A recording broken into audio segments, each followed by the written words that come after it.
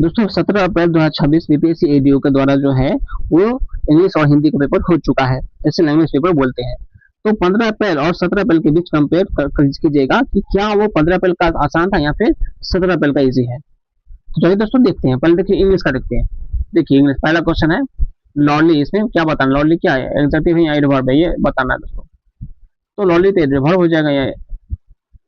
देखिए दोस्तों आप लोग देखते चलिए किस तरह क्वेश्चन, ये देखिए एक्टिव पैसिव पूछा है, पैसिव से पूछा है क्वेश्चन, और इधर डायरेक्ट से पोएम से पूछा है दोस्तों।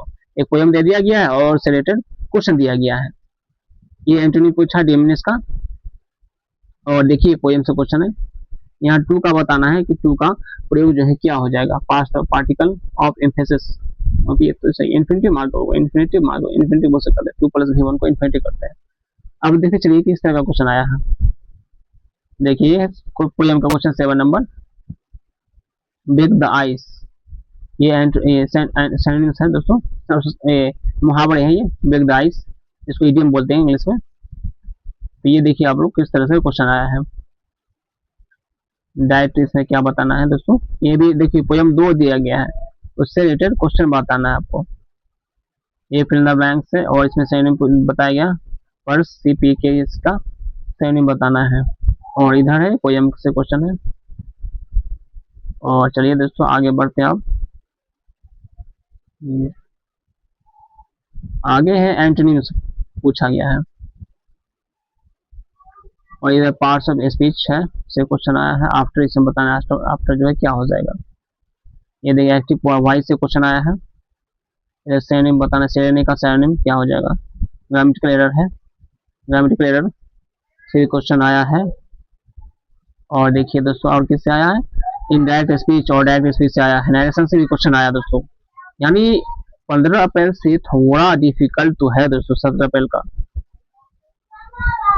ये देखिए ये डायरेक्ट स्पीच और इनडायरेक्ट स्पीच आया है क्वेश्चन। ये सिनोनिम विजिलेंट का सिनोनिम बताना है इसमें।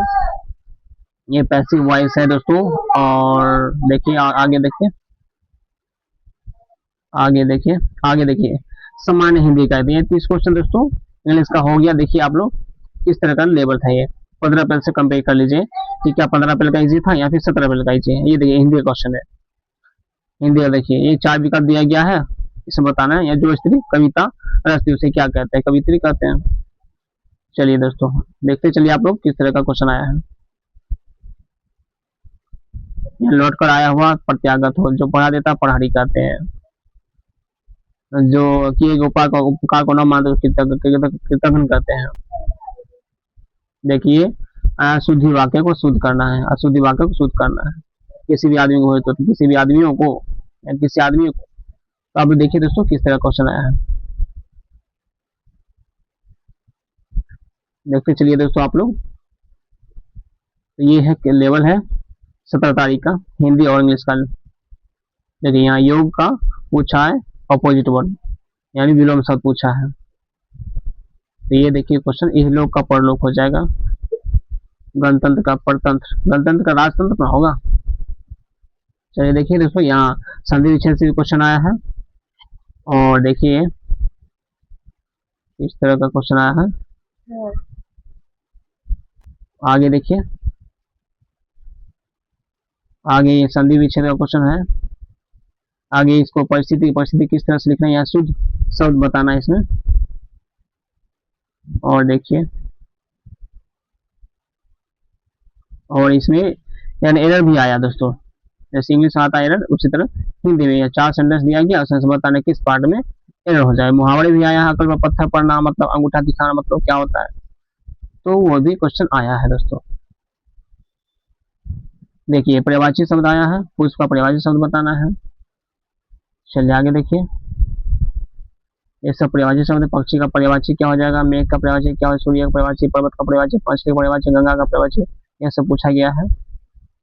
और ये देखिए दोस्तों इसमें लिंग बताना, सूत्र का क्या हो जाएगा, नेता का क्या हो जाएगा, इस तरह का क्वेश्चन आया है। तो ये दोस्तों 100 क्वेश्चन हिंदी का, पूरा टोटल 100 क्वेश्चन, इसमें 70 क्वेश्चन हिंदी से आया है और 30 क्वेश्चन इंग्लिश का आया है।